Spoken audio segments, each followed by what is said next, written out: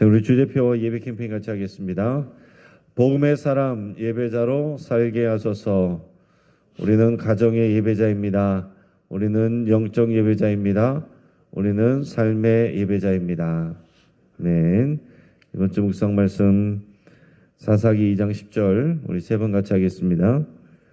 그 세대의 사람도 다 그 조상들에게로 돌아갔고 그 후에 일어난 다른 세대는 여호와를 알지 못하며 여호와께서 이스라엘을 위하여 행하신 일도 알지 못하였더라. 그 세대의 사람도 다 그 조상들에게로 돌아갔고 그 후에 일어난 다른 세대는 여호와를 알지 못하며 여호와께서 이스라엘을 위하여 행하신 일도 알지 못하였더라. 그 세대의 사람도 다 그 조상들에게로 돌아갔고 그 후에 일어난 다른 세대는 여호와를 알지 못하며 여호와께서 이스라엘을 위하여 행하신 일도 알지 못하였더라. 아멘.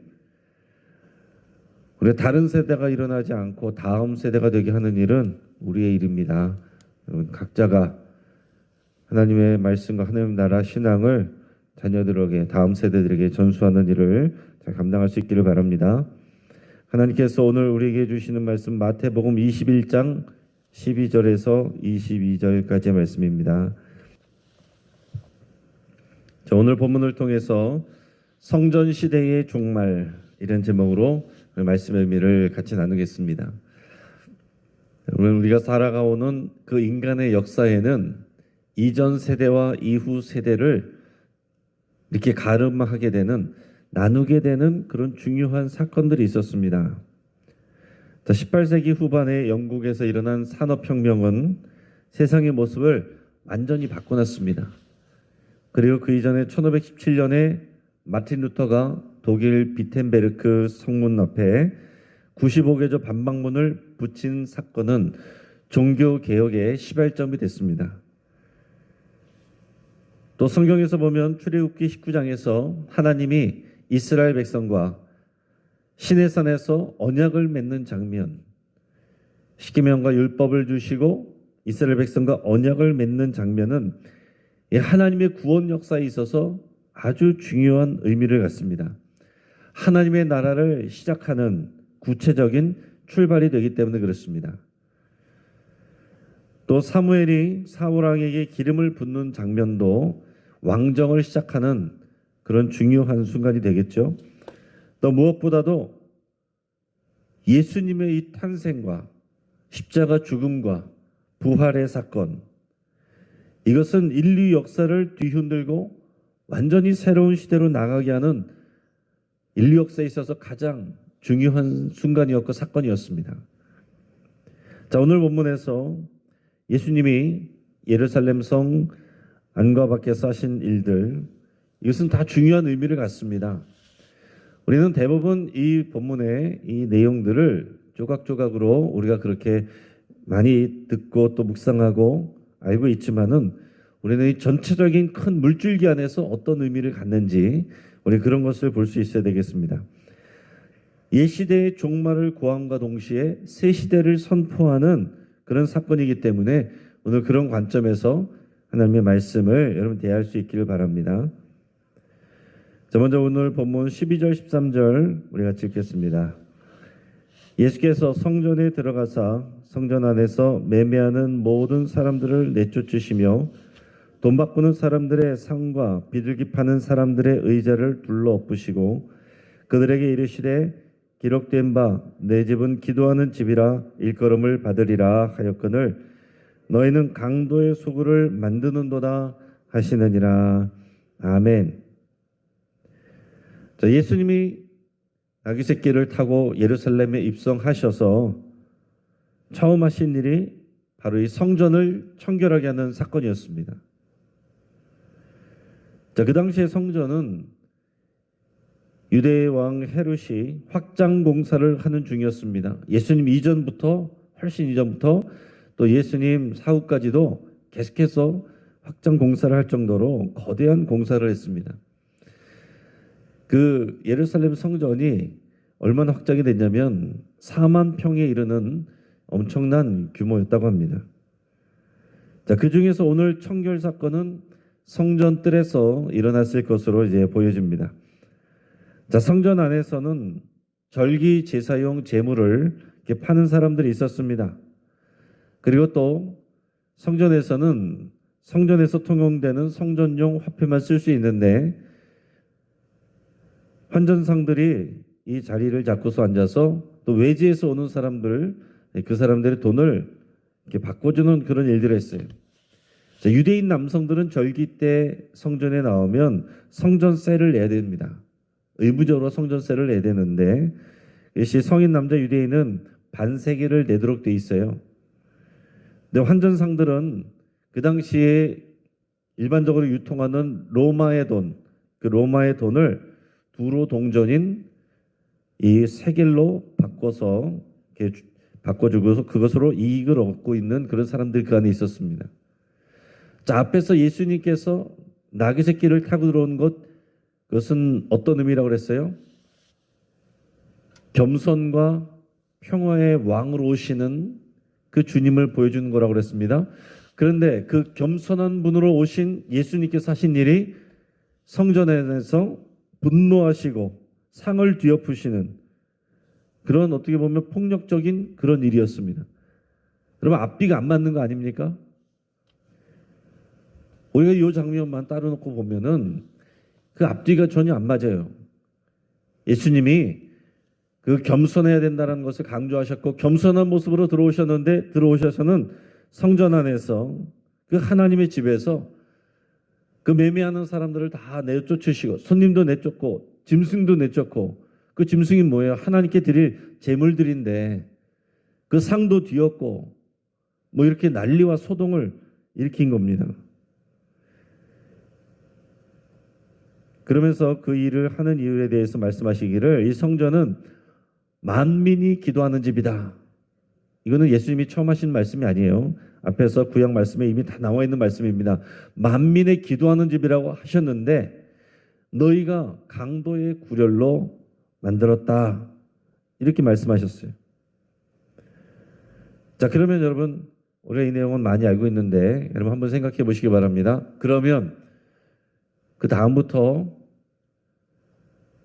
절기부터 이런 일들이 사라졌을까요? 성전 안에서 매매하는 일이 싹 사라졌을까요? 그렇지 않습니다. 이게 뭐 하루 이틀 그렇게 해왔던 일들이 아니고 오랜 시간 동안 필요에 의해서 그렇게 이루어져 왔던 일이기 때문에 예수님께서 여기서 한번 헌했다라고 해서 갑자기 성전에서 그 일들이 근절되거나 사라지거나 그러지 않았을 겁니다. 그 다음에도 계속 이 일들이 일어났을 거다는 말이죠. 자, 그러면 예수님이 하신 일은 별로 의미 없는 일 아닐까요? 예수님이 화를 내고 이것을 통해서 개혁하려고 하신 거라면 실패로 들어간 거죠. 그러나 그럼에도 불구하고 예수님께서 왜 이런 일을 하셨고 이 일이 왜 의미가 있는가 하는 것을 생각하고 그 대답을 듣는 것이 우리에게 중요한 일입니다. 여러분, 이것은 예수님의 행위 그 자체가 메시지가 되는 거예요. 예수님이 이 일을 통해서 그 일이 과연 근절이 됐느냐? 그게 중요한 게 아니라 예수님이 이런 일을 한 것 그 자체가 메시지가 된다는 얘기입니다. 지금까지 구약시대에 하나님께서 시내산에서 언약을 맺고 광야에서 성막을 짓게 하셨고 솔로몬 때 성전을 지었어요. 그러고서 그것이 이제 이방인들에게 멸망하면서 다 성전이 회파됐습니다. 그러면서 바벨론 포로 돌아와서 성전을 재건했어요. 그리고 헤롯이 이것을 증축하고 여기까지 오게 됐는데 이 구약 시대를 한마디로 표현하면 제사장 나라라고 표현할 수 있습니다. 제사장 나라. 하나님께서 이스라엘 백성하고 언약을 맺으면서 너희가 이 말을 내가 주는 이 법을 다 지켜 행하면 너희는 나의 소유가 되고 제사장 나라가 될 것이고 거룩한 백성이 될 것이다 그랬어요. 그래서 이 구약 시대는 한마디로 말하면 제사장 나라고 이 제사장 나라에서 중요한 것은 성전이 중심이 되는 거예요. 성전에서 중심이 되는 것은 제사장들입니다. 그리고 더 나아가서 하나님의 말씀을 가르치는 이런 바리새인들, 종교 지도자들, 하나님의 말씀인 율법과 이 성전이 중심이 되는 그 시대가 이 제사장 나라 이 시대인데, 예수님이 오셨을 때 예수님이 이런 일을 한 것은 뭡니까? 만민의 기도하는 집, 하나님이 거하셔야 될 거룩한 집이 강도의 소굴이 됐다. 도적의 소굴이 됐다. 여기서 매매하는 것 그 자체가 문제가 된다는 것이 아니라 그것을 통해서 이 성전 안에서 하나님께 기도해야 되는 사람들이 이 안에서 자신들의 더러운 탐욕과 이익을 위해서 서로 속고 속이고 그런 것들로 인해서 또 자기들의 세력을 넓히려고 하는 아주 인간적인 장소로 만들어버렸다 하는 것을 예수님께서 지적을 하시면서 이것을 뒤엎으신 것은 이제 제사장 나라 이 성전 중심의 시대가 종말을 구한다라는 것을 말씀하고 있는 겁니다. 그 행동으로 보여주시는 거예요. 이제 새로운 시대가 온다는 것을 예수님께서 이제 나타내 주시는 겁니다.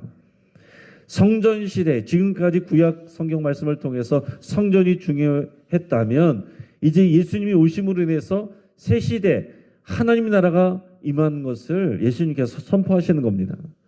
그러면 이제 이 건물인 성전이 의미가 없어요. 왜냐하면 건물인 성전은 이제 하나님께서 더 이상 그곳에서 머무르시지 않고 이스라엘 백성, 하나님의 백성을 더 이상 그곳에서 만나주시지 않을 것이기 때문에 제사장 나라는 이제 종말을 구하게 되는 것입니다.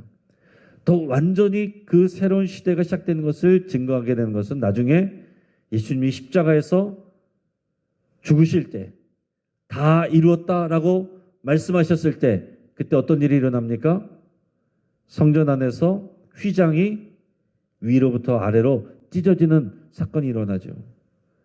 대제사장만 들어갈 수 있었던 1년에 한 차례 들어갈 수 있었던 그런 성전에 막혀있던 것이 이제는 새로운 시대를 맞이하면서 예수님의 몸으로 인해서 새로운 살 길이 열려진 겁니다. 예수님은 내가 그 새로운 휘장이고 살 길이다 이런 말씀도 하셨는데 더 나아가서 오늘 여기서 말씀을 미리 말씀 가운데서 보여주신 것은 이제 성전 시대가 그 기능을 제대로 된 기능을 하지 못하고 그래서 예수님께서 이것을 청결하게 하시고 이것을 뒤집어 엎으시면서 이제 성전 중심, 건물이 되는 성전 중심의 시대가 종말을 구한다는 것을 미리 보여주신다는 거예요. 여러분 우리는 그런 관점에서 오늘 본문을 봐야 됩니다. 그럼 이제 건물이 중요한 시대가 아니란 얘기예요. 건물 성전 시대가 아니라 이제는 누가 성전입니까? 먼저는 예수님이 성전이 되는 거예요.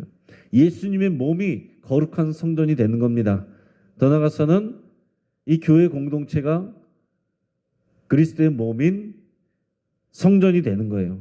그래서 예전에는 건물 성전, 예루살렘 성전에서 하나님이 백성들을 만나셨고 다니엘과 같은 사람도 끌려가서도 예루살렘 성전을 향해서 문 열어놓고 거기서 3번씩 기도했잖아요. 이제는 그럴 필요가 없는 거예요. 이제는 예수님의 몸이 성전이기 때문에 우리는 예수 그리스도 안에서 하나님을 만납니다. 그리고 예수님의 몸인 이 교회 공동체에서 하나님을 만나는 거예요. 그러니까 이게 건물은 그냥 건물이에요. 그러니까 이 건물 안에서 우리가 성전이라고 말할 때 좋을 수도 있지만 여러분 조심하셔야 되는 거예요. 이 성전에서 그러면서 애들을 쫓아내면 오늘 여기서 나오는 바리새인들과 대제사장들의 그런 과오를 똑같이 범하는 것입니다. 그 애들이 교회고 공동체고 저와 여러분들이 교회 공동체고 우리 안에서 이 모임 안에서 예수님이 함께 계시고 하나님이 우리를 만나 주신다는 겁니다. 그러니까 이 건물은 보조하는 것이지 건물이 성전이 아니에요. 오늘 주님께서 이 성전 청결 사건을 보여주시는 일은 그러한 메시지를 이 안에 담고 있다라는 것입니다. 자, 새로운 시대가 다가오면서 그러면은 그 주인공, 중심이 되는 인물들도 바뀌게 되는 겁니다. 제사장 나라에서 주인공들은 누구겠어요? 제사장과 레위인들이죠. 그 사람들이 주인공이에요. 바리새인들 같은 종교 지도자들, 율법을, 하나님의 말씀을 가르치는 사람들이 중심 인물이죠. 그러나 이제 새롭게 열리는 새 시대 하나님의 나라의 주인공은 이제 생각지 못한 전혀 다른 사람들이 됩니다. 그런 관점에서 오늘 본문 말씀을 14절에서 17절까지 말씀을 같이 읽어보겠습니다. 맹인과 저는 자들이 성전에서 예수께 나옴에 고쳐주시니 대제사장들과 서기관들이 예수께서 하시는 이상한 일과 또 성전에서 소리질러 호산나 다윗의 자손이여 하는 어린이들을 보고 노하여 예수께 말하되 그들이 하는 말을 듣느냐. 예수께서 이르시되 그렇다. 어린 아기와 젖먹이들의 입에서 나오는 찬미를 온전하게 하셨나이다 함을 너희가 읽어본 일이 없느냐 하시고 그들을 떠나 성 밖으로 베다니에 가서 거기서 유하시니라. 아멘. 자, 특이하게 여기 14절에 이 기사는 마태복음에만 나옵니다. 자, 예수님께서 성전 안에서 이제 십자가 지시기 전에 성전에 들어가셨을 때에 그 안에서 맹인들과 저는 자들을 고쳐주셨다라는 그런 내용이 여기서 이제 나오고 있습니다. 자, 맹인과 저는 자들을 예수님께서 만나서 그들을 만나고 그들을 고쳐주시고 하는 일들을 이 대제사장들과 이 종교 지도자들 볼 때는 이상한 일들이고 아주 못마땅한 일들이었어요. 예수님을 그저 소란을 피우는 사람으로 대했습니다. 자, 맹인, 저는 자들, 율법적으로 보면 온전하지 못한 사람들이고 부정한 자들이 거룩하지 못한 자들일 수 있습니다. 하나님께 저주받은 사람들이라고 일반적으로 사람들이 생각을 했어요. 하지만 새로운 시대를 가져온 예수님은 그들을 성전에서 치유하십니다. 이제 그들도 당당히 새 시대 하나님 나라에서 주인공이 될 수 있는 시대가 왔다는 거예요. 예전에는 자격이 없었습니다. 흠이 있는 사람들이었어요. 정결하지 못한 사람, 부정한 사람, 흠이 있는 사람, 하나님의 총에 들어오기 어려운 사람, 이런 사람들이었지만은 이제 새로운 새 시대 하나님 나라에서는 그들이 환영을 받고 그들이 중심이 될 수 있는 새로운 시대가 되었다라는 얘기예요. 자, 이런 기적을 본 사람들 중에 가장 크게 반응한 사람이 누구였냐면 어린이들이었습니다. 자, 어린이들이 큰 소리로 예수님을 따라다니면서 호산나 다윗의 자손이요. 처음 들어올 때 말고도 이 어린이들이 예수님을 따라다니면서 계속 이런 소리로 큰 소리로 노래를 부르면서 예수님을 환호하면서 따라다니는 거예요. 그리고 그 대제사장들과 서기관들 이런 사람들은 이 어린이들이 그렇게 소리치는 거 너무나도 못마땅한 것입니다. 그래서 화를 냈어요. 지금 이 성전 안에서 맹인들과 다리 저는 자들과 어린이들, 기존 이 제사장 나라에서는 주변 인물들이에요. 중심이 될 수 없는 그런 사람들이 여기서 지금 예수님 앞에서 중심이 되고 시끄럽게 하고 이러고 있으니까 화를 냈다는 얘기입니다. 이 거룩한 성전에서 철없는 어린 것들이 떠드는 것으로 인해서 화를 냈습니다. 그러자 예수님이 시편 8편 2절을 인용해서 하나님이 이 아이들을 또 그들을 귀하게 여기신다는 것을 증거하십니다. 시편 8편 2절 말씀을 제가 읽어드립니다. 주의 대적으로 말미암아 어린아이들과 젖먹이들의 입으로 권능을 세우시며 이는 원수들과 보복자들을 잠잠하게 하려 하심이니이다. 아멘. 이게 다윗이 쓴 시편입니다. 그러면서 예수님께서 이 말씀을 인용하시면서 너희는 이 말씀을 읽어보지도 못했느냐? 이 대제사장들과 이런 종교 지도자들을 면박을 주셨어요. 늘 알고 있는 말씀이겠죠. 왜 모르겠어요. 그러나 그 말씀의 진정한 의미가 지금 이루어지는데 이 어린아이들을 통해서 지금 그 일이 이루어지는데 그들은 모르고 있다는 얘기입니다.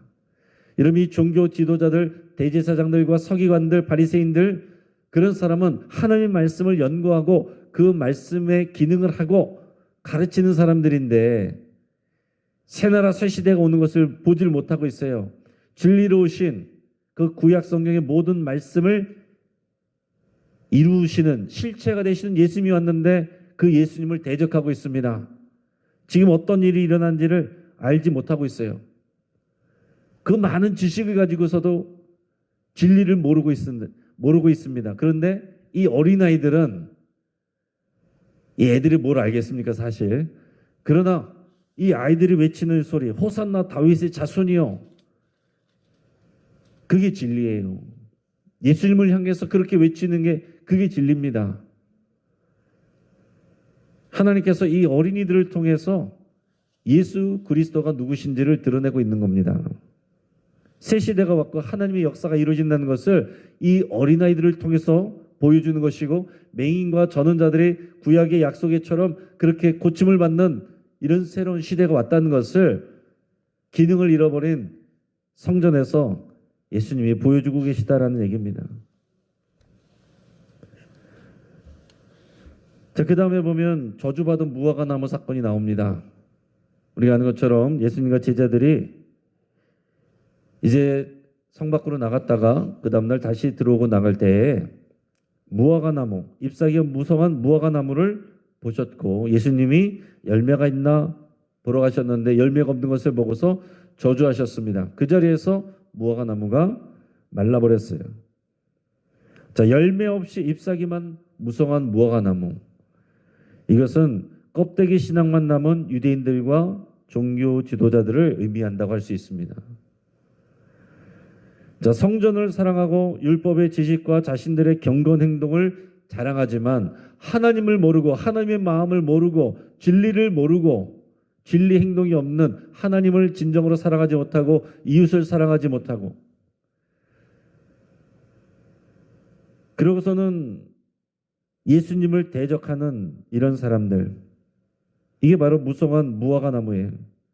이런 무성한 무화과 나무가 말라버렸다는 것은 앞서서 말한 것처럼 그러한 껍데기 신앙, 성전 중심의 껍데기 신앙, 제사장 나라가 종말을 구한다는 것을 보여주고 있는 겁니다.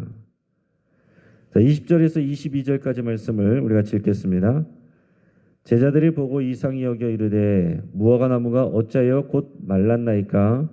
예수께서 대답하여 이르시되 내가 진실로 너에게 이르노니 만일 너희가 믿음이 있고 의심하지 아니하면 이 무화과 나무에 된 이런 일만 할 뿐 아니라 이 산더러 들려 바다에 던져지라 하여도 될 것이요, 너희가 기도할 때에 무엇이든지 믿고 구하는 것은 다 받으리라 하시니라. 아멘. 자, 여러분, 옛 시대는 재물이 중요했고 의식이 중요했습니다. 하지만 새 시대는 믿음이 중요한 시대가 온다는 것을 예수님이 말씀하시는 거예요. 예수님은 이제 제자들이 열어갈 새 시대 하나님의 나라는 믿음의 기도를 통해서 산동길 수 있는 그런 새로운 시대가 온다, 이것을 지금 선포하고 계신 겁니다. 요한복음 14장 12절 보면 내가 진실로 진실로 너희에게 이르노니 나를 믿는 자는 내가 한 일을 너희도 할 것이요 그보다 더 큰 일도 할 것이다. 예수님이 이렇게 말씀하셨어요. 그런 새로운 시대가 열린다는 것을 보여주는 겁니다. 그러니까 여러분, 성전의 청결을 통해서 이 제사장 나라 옛 시대가 종말을 구한다.